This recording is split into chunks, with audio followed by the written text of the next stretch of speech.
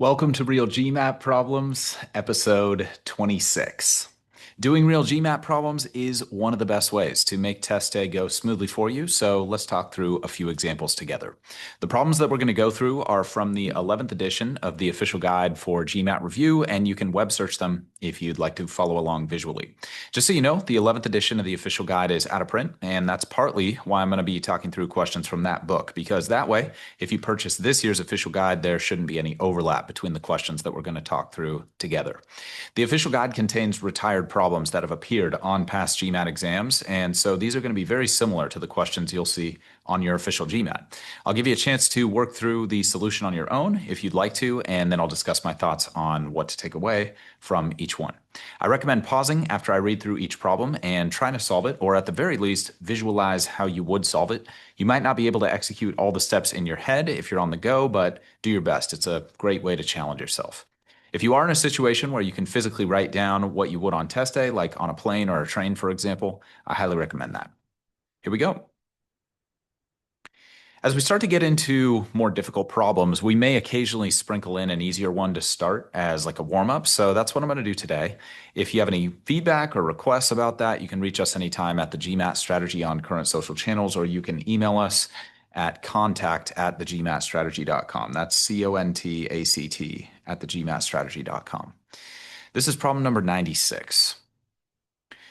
We've basically got a bunch of fractions in this problem. The problem says 1 over 2 plus, in parentheses, 2 over 3 times 3 over 8, close parentheses, that whole 2 over 3 times 3 over 8 divided by 4, minus 9 over 16. I'll read that again. So it's 1/2 plus a big fraction, where on the top of this big fraction, you've got two fractions. So in the numerator of this big fraction, it's 2 over 3 times 3 over 8. And then in the bottom of that big fraction, it's just 4. And then the third term is minus 9 over 16. So we've got three terms. 1/2 is the first term. 2/3 times 3/8, that whole thing divided by 4 is the second term. Minus 9 over 16 is the third term. Option A is 29 over 16. Option B is 19 over 16. Option C is 15 over 16. Option D is 9 over 13. And option E is 0.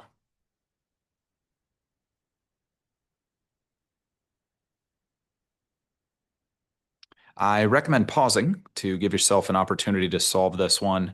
I'm just going to jump into my thoughts to avoid having a huge break in the action there. So obviously, we're really heavy on the fraction math on this particular question. I thought this would actually have a really high success rate, since a lot of folks are pretty good with basic math, but actually only 83% of us are getting this question right. So let's dig into what might be happening here and just make sure you're rock solid on these kinds of questions. First of all, let's talk through a correct solution. In general, it's a good idea to simplify fractions by canceling whenever possible. So let's begin with that move, since I think most of us would agree that dealing with a simple fraction is preferable to dealing with a complicated fraction. You can see we've got two fractions being multiplied in the middle term there, 2 over 3 times 3 over 8. And we've got 3 in the numerator of one fraction and a 3 in the denominator of the other fraction. So that's a great time to do some canceling. If we do that, we get 2 over 1 times 1 over 8, and we can then multiply straight across and reduce to get 1 over 4. If you're not so brushed up on your fraction math, like this is your first contact with the exam, or you're just trying to get the ball rolling here, we've got a whole math basics episode linked below on fractions that will walk you through like upskilling or reskilling on fractions, because it might have been a while since you thought about how to do fraction math without a calculator. And there's no calculator on the GMAT quant section. You do get a calculator on data insights, but not on quant. So this hand computation, it's usually something most of us have to brush up on a good amount when we're getting into the groove with GMAT prep. I was in the same boat when I started, and it took a while, but I got there eventually, and I'm sure you can too, especially with our Math Basics series, which should help you greatly accelerate your progress there. So that's there if you want it.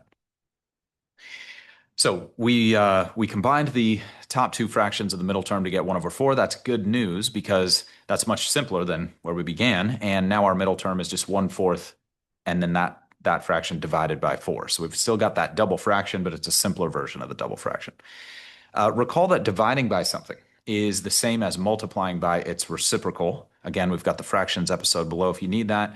So instead of dividing by 4, we can multiply by 1/4, and that would get us 1 over 4 times 1 over 4, which is, of course, 1 over 16. That's also good news because we have a 16 in the denominator with the term to the right, which is 9 over 16. So now we've got 1/2 plus 1 over 16 minus 9 over 16. From there, we'll just want to create a common denominator by multiplying 1/2 by 8 over 8, which should get us 8 over 16. And then our total situation would be 8 over 16 plus 1 over 16 minus 9 over 16. If you combine that, the first two, 8 over 16 plus 1 over 16, you might notice that's 9 over 16, and then we have minus 9 over 16, which is 0. And that's our correct answer, which is option E, as in echo. Now, again, I would think that that kind of thing would be mostly straightforward for folks like us as a group. Again, you might need to upskill or reskill with fractions if it's been a minute, like many of us had to. But outside of just being very early in your prep and needing to relearn and practice more with fractions, we've got 14% of people picking C, which is 15 over 16. So I just want you to think about for a second, like, why might so many of us, as an ambitious and intelligent and hardworking group of future business leaders, why might so many of us be going for C here? Think about that for a second. Recall that C is 15 over 16.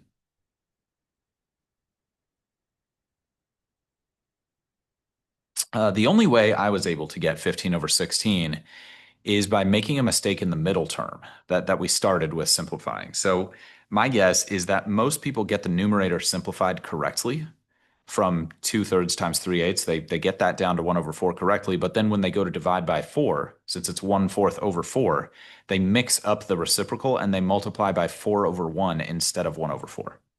So instead of having 1 over 4 times 1 over 4, which we did correctly a moment ago, they wind up with 1 over 4 times 4 over 1. They just like mix up that reciprocal in the denominator. And that would get you 4 over 4 as the middle term. Now, if we do the rest of the math right, you would have 1/2 plus 4 over 4 minus 9 over 16. If you make your common denominator 16, you would have 8 over 16 plus 16 over 16 minus 9 over 16.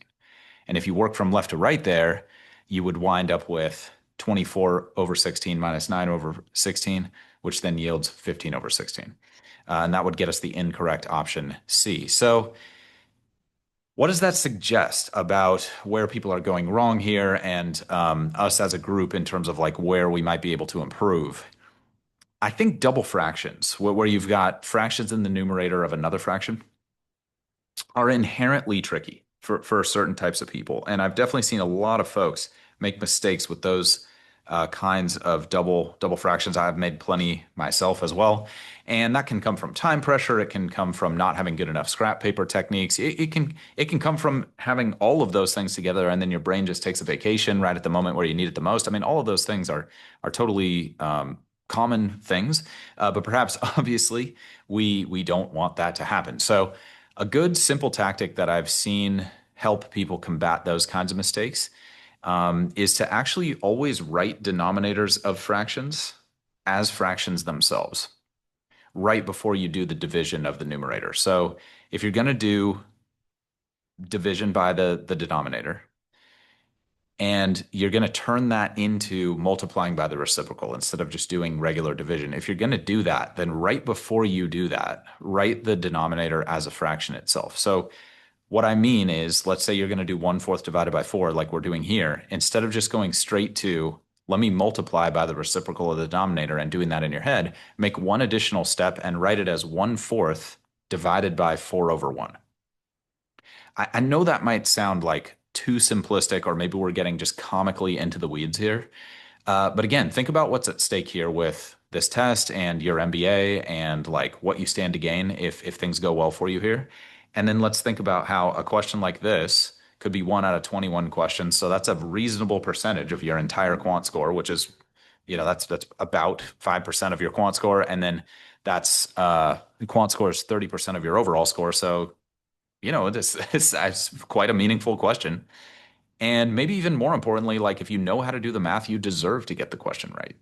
And so we just want to set ourselves up for success so that we're not missing questions because of something we're not writing down. You know what I mean? Like it's in some ways it pains me to like even make a recommendation that's that like detailed, but again, like I've just seen thousands of people miss questions like this, and yeah, I just don't think that's okay. Like, especially if it's such a simple fix, you know what I mean? So, anyway, sorry to like be so in the details with that, but I'm definitely coming from a good place, and like having made these mistakes myself back in the day, I struggled so much with this test. Now, having watched just thousands of people struggle through the process as well, yeah, I've just come to really respect the fact that there's no small things. Like every single thing in terms of execution and making your execution as good as it can be totally matters. And it really adds up and compounds over time. So just giving you the advice that I wish someone had given me when I was starting out would have saved me a lot of time. So yeah, again, just if right before you do division by a denominator, just write it as 4/1 instead of just 4.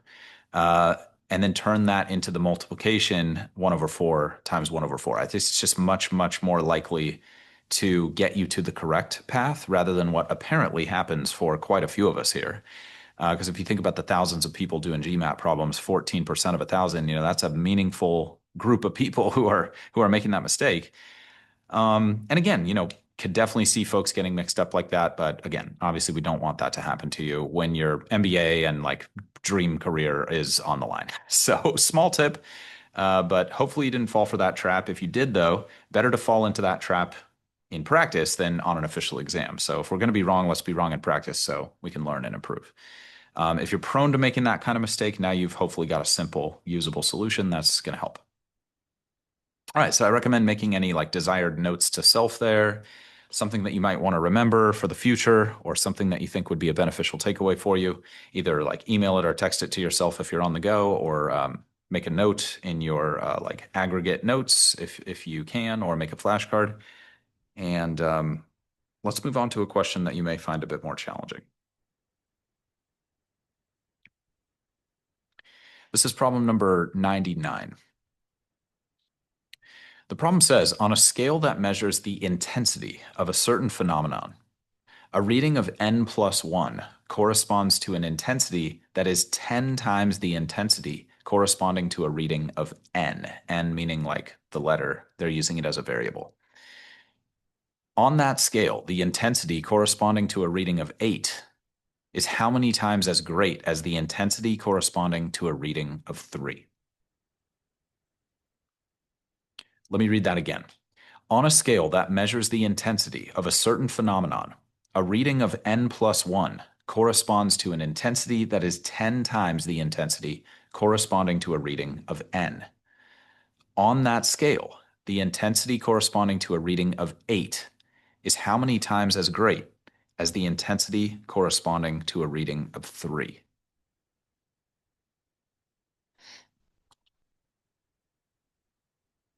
Option A is 5. Option B is 50. Option C is 10 to the power of 5. Option D is 5 to the power of 10. Option E is 8 to the power of 10 minus 3 to the power of 10. Again, I recommend pausing here, giving yourself some time to think through this one. It's definitely a more difficult question than the previous one by the numbers, with about 75% of us getting this one right. So it's not impossible, but clearly there are some big missing pieces for folks here, with a full 1/4 of all of us missing this question. So let's try to give you some tools you can use to make questions like this one easier. As with all quant problems and word problems specifically, making sure you're clear on what's given and asked is super valuable. But it doesn't look like many people are misreading this question based on the wrong answer distribution, which I'll share a little bit later. Having said that, it does look like a lot of people have a difficult time understanding the concept behind the problem. And it looks like that leads down a few incorrect paths, which I thought was kind of interesting and like a potential good thing for us to dig into here. So I'm going to borrow a tip that I actually gave in our previous episode, which is to write out some half math, half English as a in-between step before trying to do anything too equation-like. And we're going to use that to help wrap our minds around exactly what the question here is telling me. So just to be clear, most people read a word problem like this and they immediately start trying to do math or go to an equation. And if that's working for you, please don't change. Like I'm never going to argue with your results. But if you're struggling with that, then a good move is to go for an intermediate step between reading and getting to the math part, which is like half math, half English. I'll demonstrate that right now. So let's start by trying to understand this scale that they're telling us about. So we're told that a reading of n plus 1 corresponds to an intensity that is 10 times n. And anytime I have an equivalence like that, or some kind of sequence, I usually like to organize it with some simple rows and columns. And I think you might find that helpful as well. Um, for example, here, I might write n plus 1 on the left, and maybe above that, I would write something like reading, like the reading from the scale. And then I would make another column to the right of that and title it intensity. And then below that, I would put 10 times n. And that's just helping me visualize what the problem's telling me. From there, I've got a few options. I can try to go up that scale by adding a 1 to the reading. So like n plus 2 should equal 10 times n plus 1, which should give me an intensity of 100 times n. Now, if that makes sense, you can start to scale that up a bit and add a new line below the left column with n plus 3, and then to the right, that's 1,000 times n, because every time we add 1 to the reading, that should multiply the intensity by 10. If that's not clicking yet, or it's not seeming super approachable, that's okay. I'll give you an alternative that you can use in a moment. But for now, let's finish this way. We can then write that a reading of n plus 4 will be the same as an intensity of 10,000 n, and that a reading of n plus 5 will be the same as an intensity of 100,000 n. And of course, if we could keep going there, but that's not strictly necessary for now, because at this point, hopefully enough of the pattern is clear to be able to solve the question. So let's think about what the question asks. It's asking for the difference in intensity of a reading of 8 versus a reading of 3. Let's think about a reading of 3. If a reading of 3 plus 1 should be 10 times the intensity of a reading of 3, and 3 plus 2 should be 100 times the intensity of a reading of 3, and on and on and on with the same pattern we just mapped out, then we need to go from 3 to 8, and that's adding a 5 to the reading. So instead of just adding 1 5 times, we can just add a 5 to the reading. How many times are we going to multiply the intensity by 10 if we're adding 5 to the reading? Again, each time we add 1 to the reading, we multiply by the intensity of 10. So if we add 5 to the reading, we should be multiplying by the intensity, should be multiplying the intensity by 10 5 times. And that would get us to our correct answer of 10 to the 5th, which is option C, as in Charlie. So that's one way to approach that problem. Clearly, things are not that simple for a lot of people. So let's talk about how you could map this one out slightly differently, and just in case the above way of thinking about it isn't totally intuitive for you. Along with mapping things out as like half math, half English, which I basically did with my chart that I was just discussing, I didn't really have an equation. I was sort of just like writing out what happens each time I increase the reading and then like hoping I would see the pattern. Another way you can execute on that could be easier for you, and the way different folks' minds work is to use numbers instead of variables like n.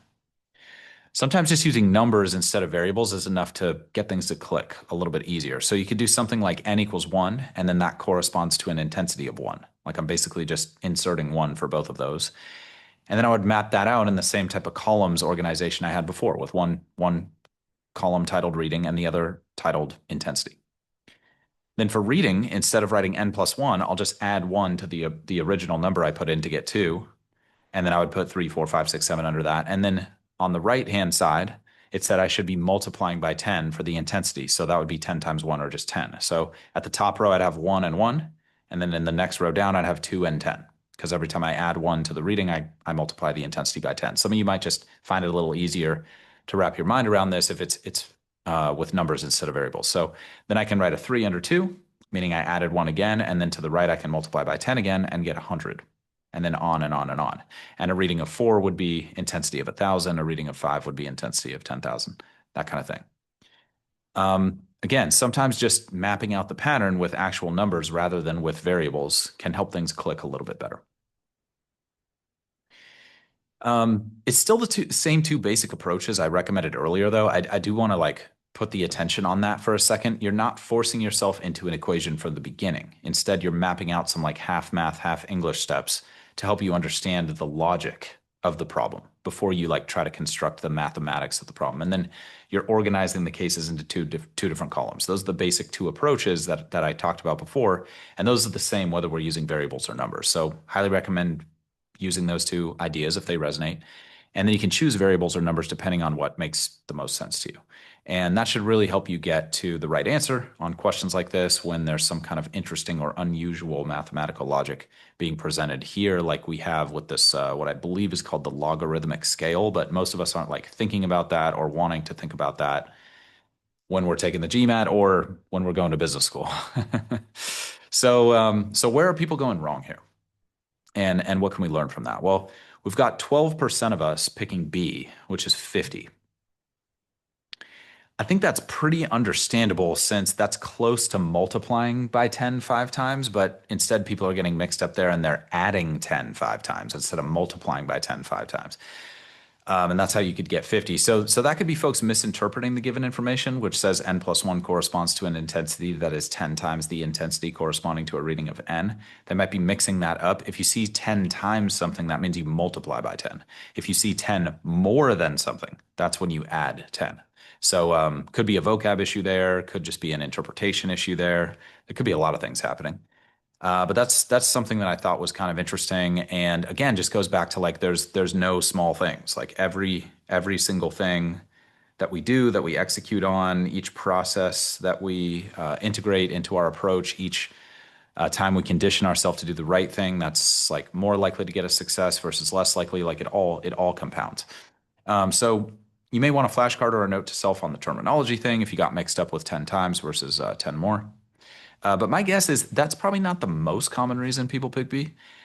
I bet they're just getting confused by the logic and then picking something that makes sense to them without taking the time to map it out visually, like I recommended a moment ago. So that visual mapping with rows and columns, as simple as that is, should really make a positive difference for you if you're making mistakes like that. Another popular wrong answer is E as in echo. We got 7% of us picking that one, which is 10 to the 8th minus 10 to the 3rd.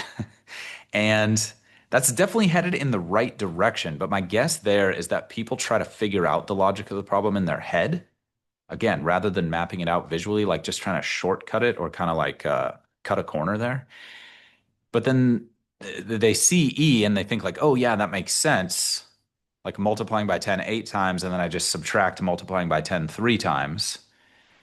But if you map out the math there, you can see that that's not quite right. Either we've got a misinterpretation of how exponents work, that could be part of the problem, or we've just got people kind of, like I said, cutting that corner and just looking at E and thinking like that makes sense.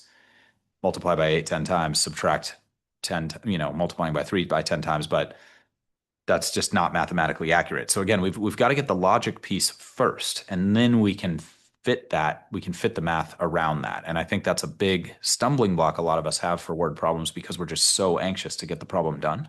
And that anxiety is like coming from a good intention of like wanting to do a good job and do it quickly and like get, good pacing going through the exam. But I truly think that's counterproductive. And I think you want to find productive ways to slow yourself down, not just telling yourself to slow down, which is hard to do, but developing habits that force you to go at the right pace, if that makes sense. Like if you're writing things down accurately and you're writing them down quickly, it's totally fine to go quick because like you still get the same benefit of decreasing your odds of making a mistake while not necessarily diminishing your speed too much. But it's probably slower than just doing it in your head. But there's just a risk reward trade-off there that I would ask you to think about and really consider, think about the big picture here and ask yourself like, is writing some stuff down on these questions worth decreasing my risk of not missing questions I know how to do? And I think it's like kind of obvious, I guess, to me, like when I think about that, but Just asking you to do your own math on that. Don't want to like push my beliefs or approach on you too much, but do want to make some suggestions that again, I just wish someone had pushed me harder to do this stuff back in the day. I really could have used that like tough love, I guess.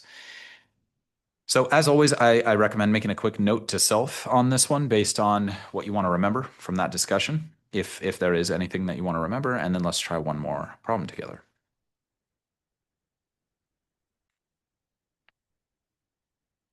This is problem number 104. The problem says Diana bought a stereo for $530, which was the retail price plus a 6% sales tax. How much money could she have saved if she had bought the stereo at the same retail price in a neighboring state where she would have paid a sales tax of 5%? Again, Diana bought a stereo for $530, which was the retail price plus a 6% sales tax.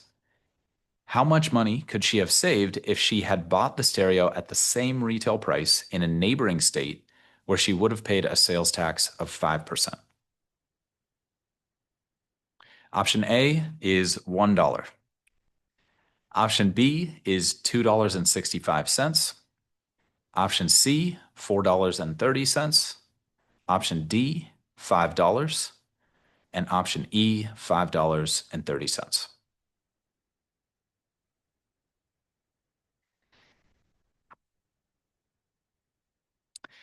Again, recommend pausing. Great problem to work on your algebraic translation skills here, especially with percent changes, both of which are super, super, super common on test day. So we've got a good number of us missing this one. Only 80% of us get this one right. So let's work on that. And again, let's just make this kind of situation easier for everybody. So much of what we've discussed today and in recent episodes is going to apply here. So let's note what's given and asked. We'll set up some in-between notes to make sure we're setting up the math correctly and like getting that bridge of logic and math, especially since it looks like one wrong answer really dominates here. 14% of people are picking the same wrong answer here. And it's clear that it is just a misinterpretation of the logic of the question, much like the previous problem. I don't think it's a math mistake that people are making here. I think it's more of a logical mistake. So writing what's given, we know that she bought a stereo for $530. I might write something like stereo bought for $530 or original price bought equals $530 or something like that. The next part, though, is really, really important because it says that the $530 price includes the tax. So I'd probably write in parentheses includes tax, or I might write something like price plus tax equals $530. Like I would just write the left side of that equation as English. Again, just going for that like half math, half English step here. And that lets me know I'm not going to be computing 6% of 530 at any point in this problem. And we're going to come back to why that's so important in a moment. So we then get to the question, which is how much she would have saved if she bought the same product with only a 5% sales tax instead of 6. So I might write something like savings with a 5% tax rate equals question mark. Again, that kind of like half math, half English vibe. So I've got that set up and I can start to think about how I might put together some next steps. And here I can kind of take a step back and ask myself, do I want a more logical solution to a problem? Do I want to make an equation and have a more mathematical solution to the problem? All of those kinds of things can work. The point is just to make sure that you're clear on the logic of the problem before you proceed with trying to compute a bunch of stuff. So let's think about what we would need to answer the question real quick. I already know how much she paid was 6% sales tax. So I need to know how much she would have paid with the 5% sales tax. And then I'm going to be able to answer the question. But in order to figure out how much she would have paid with the 5% sales tax, I need to know the original item price before tax. Because 5% of 530 is going to be totally wrong. That's just telling me the tax she would pay on a $530 item. But if 530 includes the 6% tax, then the original price before tax is lower than that. And if I knew that lower price, I could just do the 5% thing and then I would answer the question. So let's start by computing the original before tax price of the item. There are a lot of ways to do this, and we've touched on a few actually in this series. So I'll make a recommendation in a moment, but the key insight to have is we're calculating tax based on an unknown original amount. And the result of that percent increase is 530. That's the key insight. I know I'm like hammering that, but yeah, I just hate to see good people miss questions for bad reasons. Let's put it that way. So, way, way, way too many people think we're taking 6% of 530, which is not what we're being told here. And you'll want to make sure you really think about that in all percent word problems going forward. So, again, I'll give you some advice to make that easier.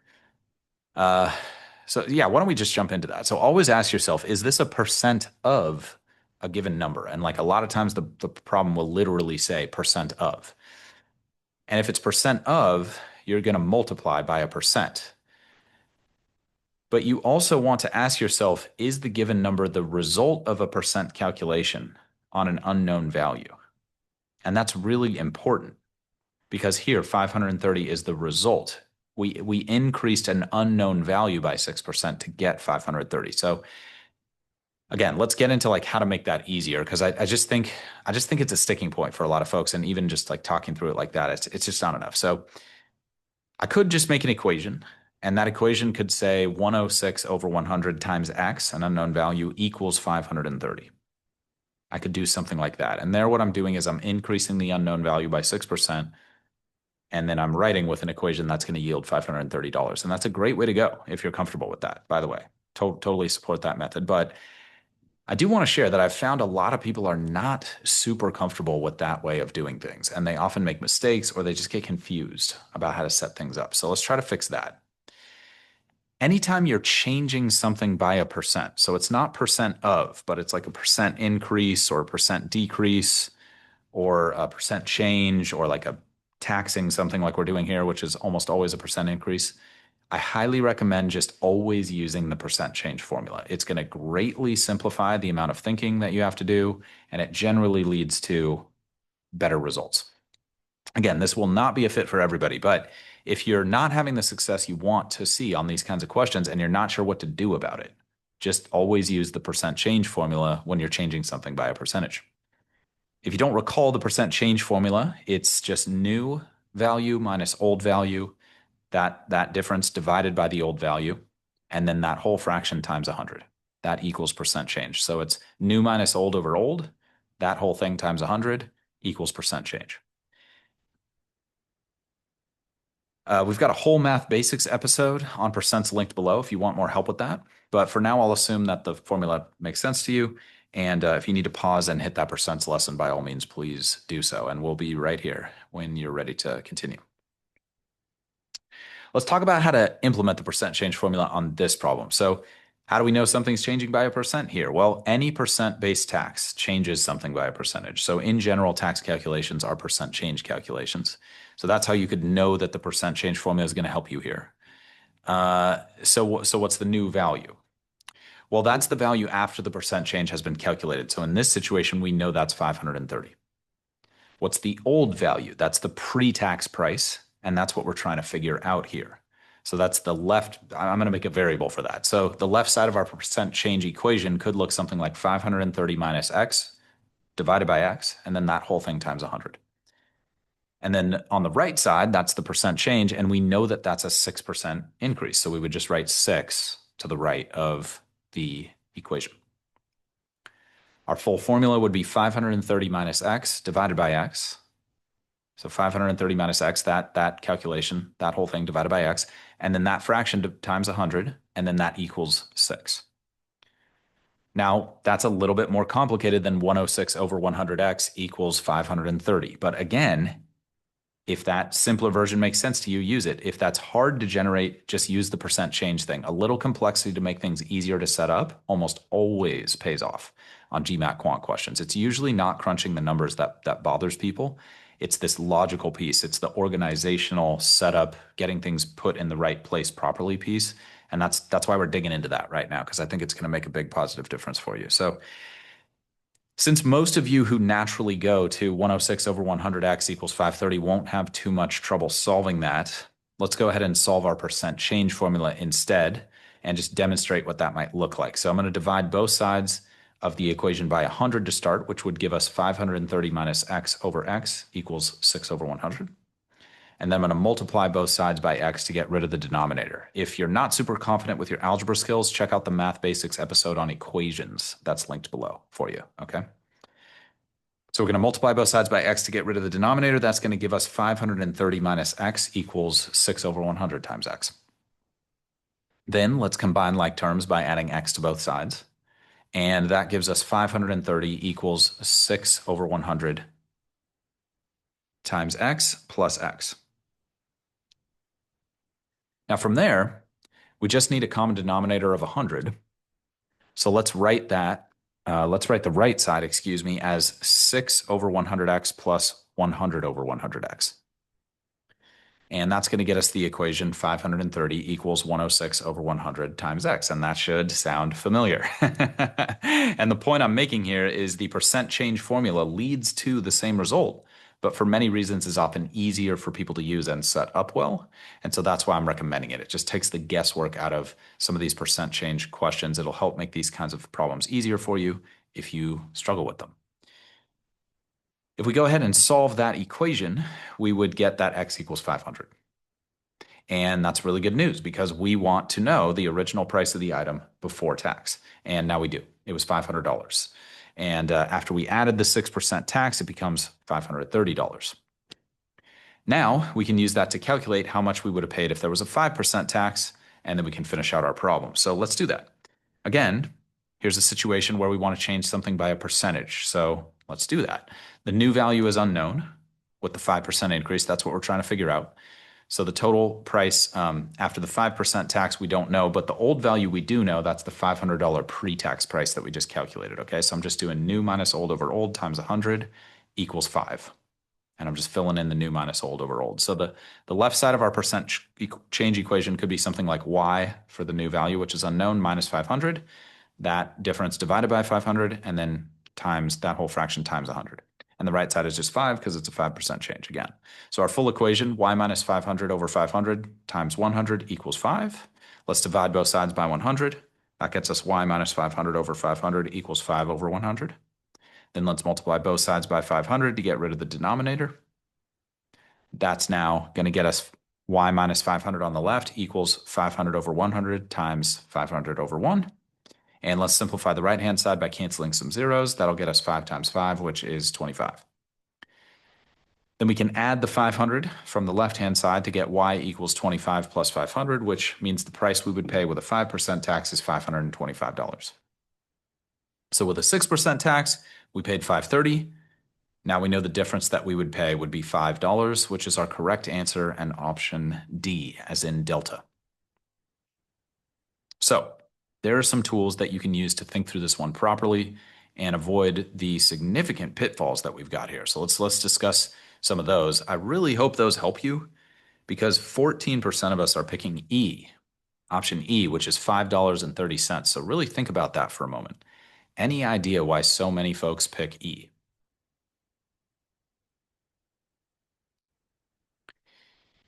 The question asks us for the difference in price if we pay 6% versus 5% tax. So it looks like what people are thinking there is, oh, that's just a 1% difference. And then they're taking 1% of $530, which is $5.30. And if that is what's happening, that reflects an incorrect understanding of how percentages work, how taxes work, and how reducing taxes by 1% works. Because there what you're doing is you're multiplying by the post-tax value instead of multiplying by the pre-tax value, which is what we want to do. We definitely don't want to be thinking incorrectly about percentages or percent changes or how taxes work on the GMAT, let alone in business at large. So what I've done here is try to give you some tools to keep you from making a logical mistake. 1% of 530 is not right because, again, 530 is the after-tax amount, and percentage changes are not based on that. If you execute well with those kinds of tools, you should see success with these types of problems going forward. And if you ended up picking that answer today, that's totally fine. Like, who cares if you're getting it right in practice? All that matters is you get it right on test day, okay? So just use it as an investment in your future success. Hopefully I also gave you some tools to help with the math setup mistakes. The percent change formula is going to keep you from inverting percentages or putting the wrong percentages in the wrong place, which can lead to some of the other incorrect options that are less popular but nonetheless like equally painful, I think, when you look at the answer and realize that you missed something like this. So again, if you execute well, you should see success. And that's good news because percent word problems are some of the most common questions on the quant section on test day. In fact, they are currently the most common question that I see in the quant section. So, as always, please let us know if you have thoughts, feedback, or questions about anything that we have discussed here today. You can reach us at the GMAT Strategy on current social channels if you want to DM, or you can email us. Our email address is contact@thegmatstrategy.com. We will be back soon with some more helpful advice to get you your dream score faster. In the meantime, if you want more tips and strategies for optimizing your performance on the exam, please head to our website, thegmatstrategy.com, which is linked in the description of this content, and check out our free video on how you can reach your dream GMAT score in half the normal time. In the meantime, this is a regular show, so please subscribe and please stay positive and stay consistent with your studies. Talk to you all soon.